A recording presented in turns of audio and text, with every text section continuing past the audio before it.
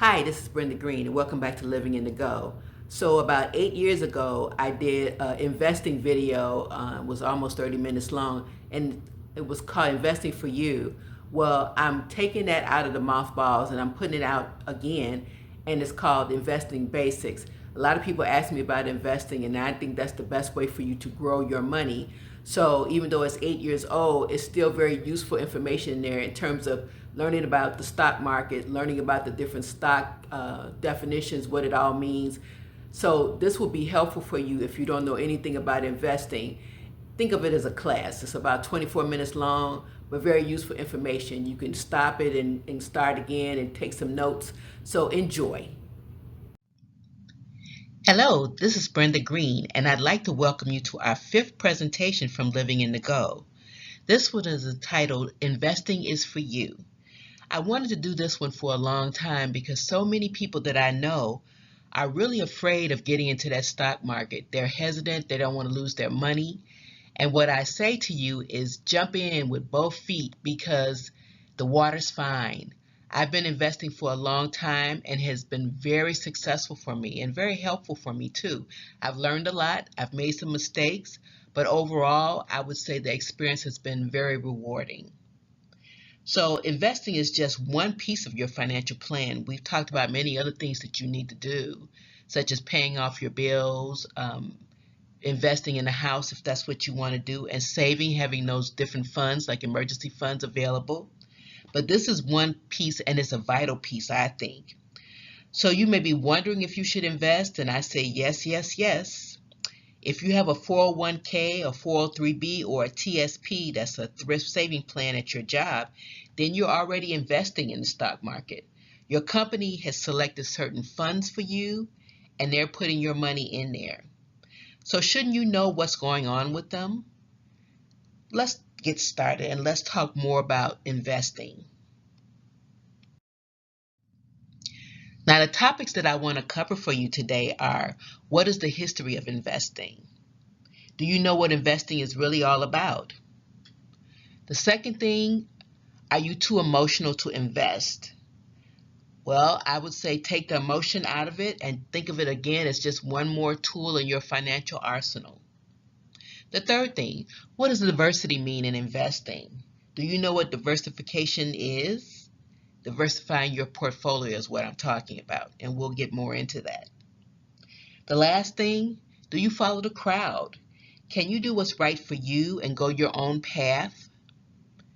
Well, we'll talk about that too because it's important. Everybody's path is different. What you want to invest in, what you want to do with your money works for you, but maybe no one else. So be your own person. So what is the stock market? Well, the stock market has a rich history around the world. Its origin goes back more than 300 years, and it was really started in Europe before the Industrial Revolution. So that's a long time. The first stock exchange in London was created in 1773, and that was just 19 years before the New York Stock Exchange. But believe it or not, the first stock exchange in the United States was in Philadelphia, so they have that honor. But the New York Stock Exchange quickly became the most powerful one. The stock market is tied to American businesses, and American businesses have done very well over time. There are periodic setbacks that occur, but investors are really in the driver's seat with this because over time they have done extremely well. And it's really stacked in your favor because everything is tied to these businesses. If the businesses do well, then the stock do well. And as an investor, you do well. Now, the Dow Jones Industrials, and you've probably heard of that, or simply the Dow, it's a stock market index. It shows 30 large publicly owned companies in the United States. And believe it or not, when the Dow was first reporting, they were at a number of 65 in terms of points. Now they're at 11,497, and that happened over the 20th century. So a 100-year span, and look what it did. So again, you're in the driver's seat. If you have stocks and they're tied to these companies, you're going to do well. Now, the new kid on the block is the NASDAQ. And that was introduced as an electronic exchange, and it was competition to the New York Stock Exchange. The NASDAQ doesn't have a physical building like Wall Street. It's a series of computers that are set up to do those exchanges for you. And it was more inexpensive. It was easier to do, better to understand. So when the New York Stock Exchange saw how well the NASDAQ was doing, it created that competition, and it made them improve on the processes that they used in Wall Street. So it was a good thing. Now the S&P, you may have heard that too. That's the Standard & Poor's 500, and it has the list of companies from the New York Stock Exchange as well as the NASDAQ.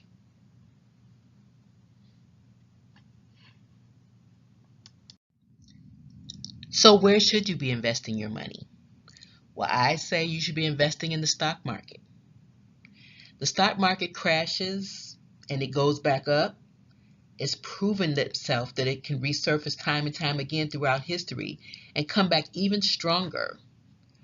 There are powerful returns that can be had for that. For example, the Dow Jones Industrial Average typically averages between 10% to 11% annually, and it's done that over the last 100 years. I say that's an impressive stock market trend. They invest, reinvest, especially in the Dow, because they have what's called dividends. So if you own one of their stock, every quarter they give you a little something extra like a bonus, which is a dividend for being a part of their stock. So not a bad thing. And if you think about the stock in the Dow, and that's the Dow Jones Industrial, and you might have heard of some of them. That's American Express, Coca-Cola, Disney, Exxon, Home Depot, IBM, McDonald's, and that's just to name a few. So it's a great place to put your money and feel confident that it's going to do well. So you should have mutual funds, stocks, ETFs, which are exchange traded funds, as part of your portfolio. So people always think that they can get that next big stock. They get a tip and they think, I'm going to get rich. It doesn't really work that way for most people because we're amateurs. We're not the big gurus, and we don't have to be. We're investors, and we're investing in companies that have good business models, so we're going to do well. But you play for the long game and you invest smartly. You're putting your money into the stock market for your retirement. You're looking 20 years out, 30 years out. You want to make sure you're doing the right thing. Now, some people like real estate as an investment. I've never been one to want to have the maintenance and upkeep of having an apartment building, trying to collect rent and all of that, but some people love it. But if you do like real estate as an investment, but you don't want to do the dirty work, there are stocks that you can buy that are called REITs, R-E-I-T, REIT. And it's just real estate with investment. Let's say a developer wants to build a complex. He needs upfront money to get it going. So he will put shares out there for people to invest in.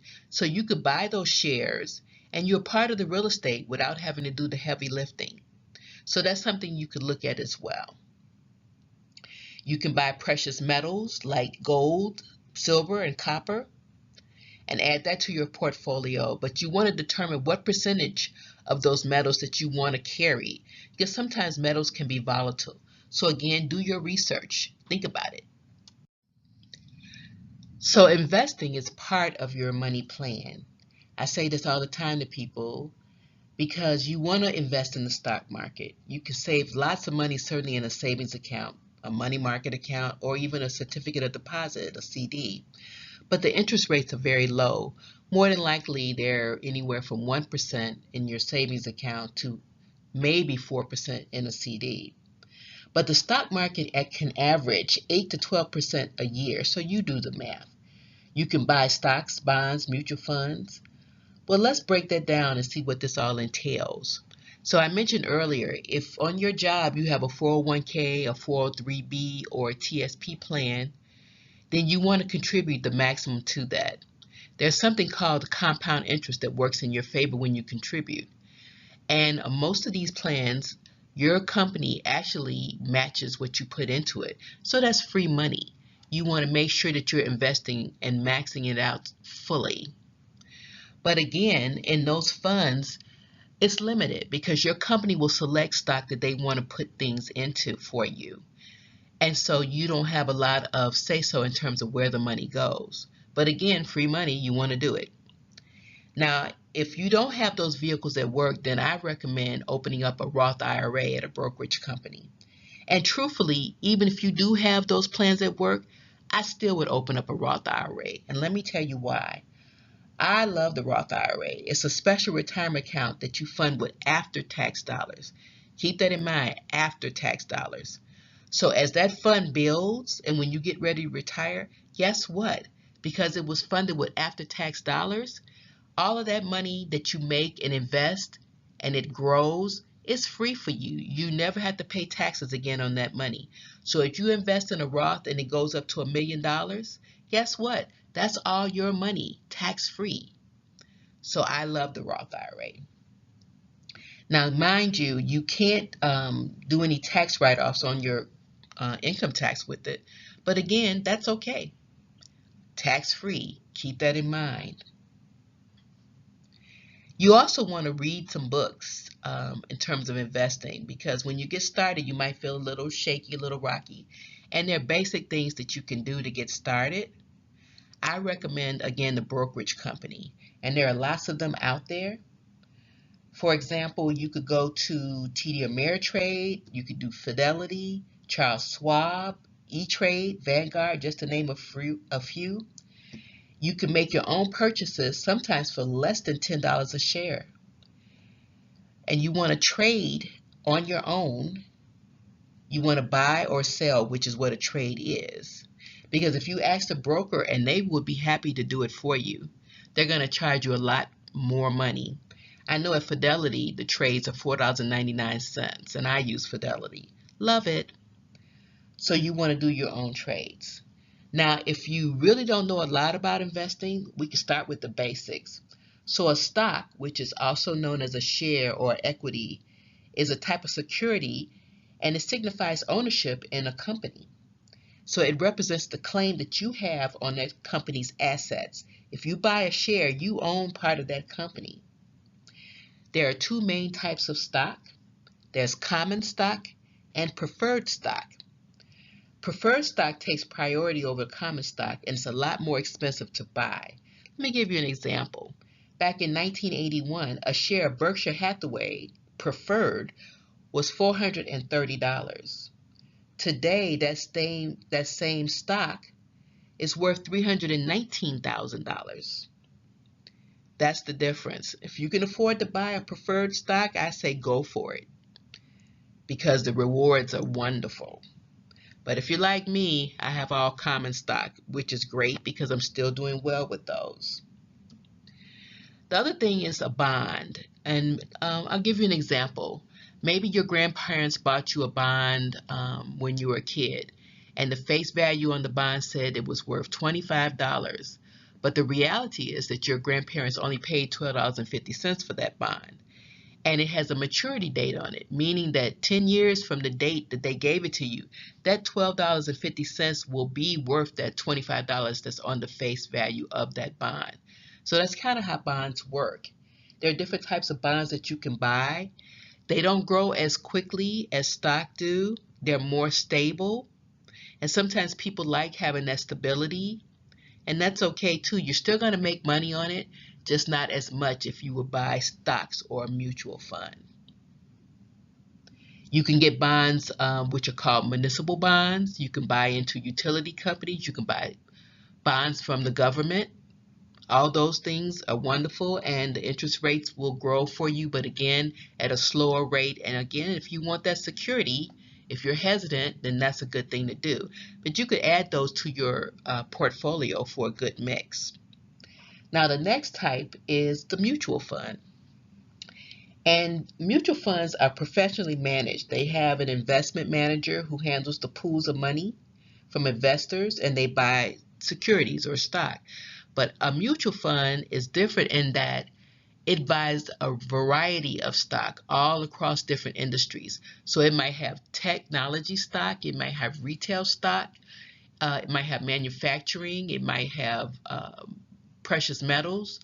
They put a variety together so that if the stock market does fall, you have a better chance of it not impacting you in your mutual fund because it's spread out over so many different industries. So if the tech industry falls and you have a mutual fund that has a lot of variety, your other ones will shore up your mutual fund to make sure it doesn't go down too low. So it's always good to have those in your portfolio as well. But I will tell you, time is really on your side if you start early. The earlier, the better, because you have, again, that chance to have compound interest where your money continues to grow. And if you invest when you're young, you could be more aggressive because you certainly have more time for it to grow and go back up if it does go down. You also want to look at the annual returns because they will publish what their stock does from year to year. So when you're doing your research, you want to look at that particular stock and see what it did last year or 5 years ago. And remember that the returns that they show don't include the fees or transaction costs. So keep that in mind as well. There's a company called Morningstar, and you can go to morningstar.com to do your research. You type in the name of your stock, and it will show you the history. It will track back for you what it's been doing in that past year or what it did 5 years ago. So that's a way to do your research. Now, I talked about not being emotional about investing, but it is a tricky thing, and sometimes people feel about their money, certainly, that they don't want to lose it. So they do get emotional about it. And that's okay, but you should not let that be the reason that you don't get into the stock market. So I will tell you, don't try to forecast when the stock market will crash, because just know that it's going to happen. Over time, the stock market has crashed, but it has gone back up, and it continues to go up. In bull markets, and that's when it's doing really well, investors can sometimes find a good deal, but I'll tell you, when there's a bear market, when things are really, really low, that's the time to find some really incredible deals. If you're looking at a stock right now and you're thinking, and it's a bull market, so it's doing really well, and you say, I would love to have that stock, but I can't afford it. Well, when you have a bear market, when that stock goes down in price, that's the time to buy it. Buy as many of those shares as you can, because you know what? That stock will go back up and you'll make money. So that's a good thing. You don't want to be that person who liquidates their portfolio when there's a recession. Back in 2008, 2009, when there was a big recession, it was like really a depression. People got so nervous they were selling off all their stock and just wanted to hold on to cash. Well, guess what? The stock market came back with a vengeance, and it increased like 3 times over what it was. So people who stayed in made a lot of money. People who pulled out had to get back in, and they had to pay a higher price to do it. So don't be that person. You can buy stock when the market drops because you can get those good deals. And again, it's a win-win for you. Now, you want to remember that as an investor, you're a business owner. If you look at these businesses that you buy into, they have a good business model. They're going to do well. So remember, it's not necessarily the ups and downs of the stock that you're looking at, but it's really the company. If that company has that good business model, they're going to be okay. Just do your research and understand what you're dealing with, what you're putting into it. I know you might be afraid to invest, so I want to ask you to do a little list for yourself, a pro and con in terms of why you should invest and why you shouldn't. You need to figure out why you're afraid and find a way to move past that. Because again, I want you to be a part of the stock market. I want you to do well. I want you to be successful. Now, you can do what's called a risk assessment, and that will help set your expectations. A lot of the brokerage companies, when you go onto those invest, because I want you to get a Roth, but when you go in there to invest, they will ask you a series of questions to determine your level of risk. And if you're new to this and you're just starting and you're uncomfortable taking a big gamble, that's okay. But that way you can determine how much risk you're willing to take to get started. So those are the things to help you move beyond that emotion and really start to invest and feel good about it and feel confident in yourself. I know you can do it. Now, I talked about diversifying your portfolio. And what I mean by that is that you should have a combination of items in your stock portfolio. So again, stocks, mutual funds, bonds. Now, another thing that you could do is to do your research around that stock. So you may get a tip from somebody that you really trust, but again, do your homework and look at that stock and see if that's something that you want to add to your portfolio. There's another thing called index funds, and they're pretty simple and inexpensive. An index fund is a mutual fund, and it invests in stocks that are typically included in the S&P or the Standard & Poor's 500. So now index funds, they have a fund manager as well, but this person's job is much easier than that of a fund manager for a mutual fund, because the fund manager of a mutual fund, they handle more volatile investments in their portfolio, so a lot bigger job. But the index funds, they don't rely on managers to pick the stock. They tend to follow the moves of the larger market. So whatever the S&P or the Standard & Poor's is doing, they tend to look at that and they make their decisions based on what's happening with that. So again, easy, simple, and they do pretty well. You need to get organized and have a plan of what should be in your portfolio. So when you're looking at diversifying, pick the different industries that you want to be involved in. And again, look at their track record. A good financial plan protects you against those torpedoes that could sink your ship. I'm not saying you're not going to have those downs, because you will, but you don't want to lose everything. And by being diversified in your portfolio, that ensures that you will be successful. Now, do you follow the crowd? And what I mean by that is, can you stand on your own and make decisions that work best for you? Don't be impressed by that short-term success. I will say, remember the tech bubble. And for people who don't know that or weren't around during that time, well, I'm older, so I was around. So the dot-com bubble, also known as the tech bubble, it was an internet bubble. And people were buying tons of technology stock. It was around 1995 to 2000, and there was extreme growth. I mean, everything people touched in the technology sector just grew like crazy, and people were just buying out. I mean, just buying, buying, buying. They were doing no research. They weren't looking at these companies, and these companies were coming out of nowhere. Overnight, a company would create itself and put stock out there for people to buy, and people were doing it. They weren't researching. They weren't even thinking logically. They were thinking, I'm making money. So everybody was buying and getting these ridiculous returns, and these new companies were going public left and right. People weren't doing that due diligence. They were seeing dollar signs and thinking it was the best stock ever. Well, the stock market crashed big time, and with it, people lost everything. They were devastated. Investors lost lots of money with these startup companies, and a lot of these companies went out of business.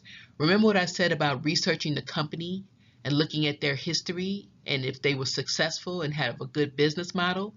Well, people weren't doing that with the stock market for the technology bubble. They were just looking at dollar signs. Don't do that. Do your homework. Again, look at those annual returns for the stock or that mutual fund that you want to buy.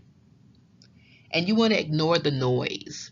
When you hear that some company is doing extremely well and you've never heard of the company before, but people saying, buy that stock, ignore that. You want to make sure you do your homework and your research, because again, things go up and down. And if you're taking a risk on a company that nobody knows anything about, that's not a good move, because we're amateurs when it comes to dealing with the stock market. So as an amateur, you want to just be a little cautious and make sure you're making the right moves. Now, bad financial events, they show up. Set your expectations that the market will rise and fall, and have a good plan for the long haul. This is not the short game. This is something for your future in terms of retirement. So you're thinking 20 years, 30 years out. Don't be intimidated by that, but make good decisions. When I say don't go with the crowd, I want you to think for yourself. If something just doesn't feel right to you, don't do it. Don't compare your portfolio to anybody else's.